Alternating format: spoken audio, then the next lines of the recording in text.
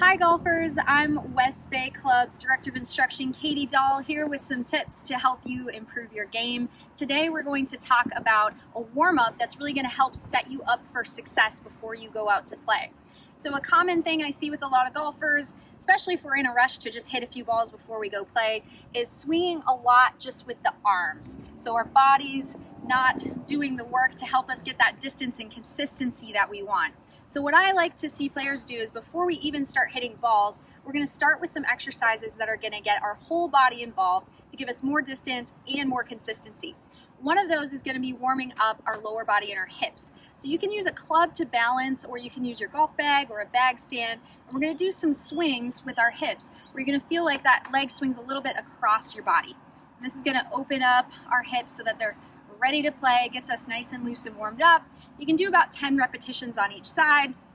You're going to feel that lower body moving freely. After we get some of those, we're going to do some of what I call core rotators. And these ones are really good for helping us to get the proper turn in our golf swing. So we're going to take a club, you can take any iron, and you're going to hook it under your elbows like this. And we want to stand in our golf posture. So that nice bow from the hips, we've got a little flex in the knees there. And what we're going to feel here is a nice rotation back and then pushing off and through. So as you can see here, my arms are locked in. I can't swing just with my arms, so I'm very aware of how my lower and upper body is moving here. Now, if you're someone that's a little limited in your range of motion, I recommend lifting that lead heel off the ground a little bit. So if you're a righty, that means lifting that left heel off the ground just a little bit. And that's going to give you a deeper turn in both your chest and your hips. And then we're going to have some push off all the way to the finish.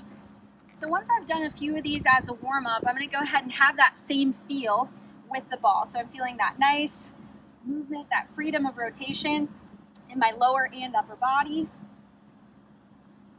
See,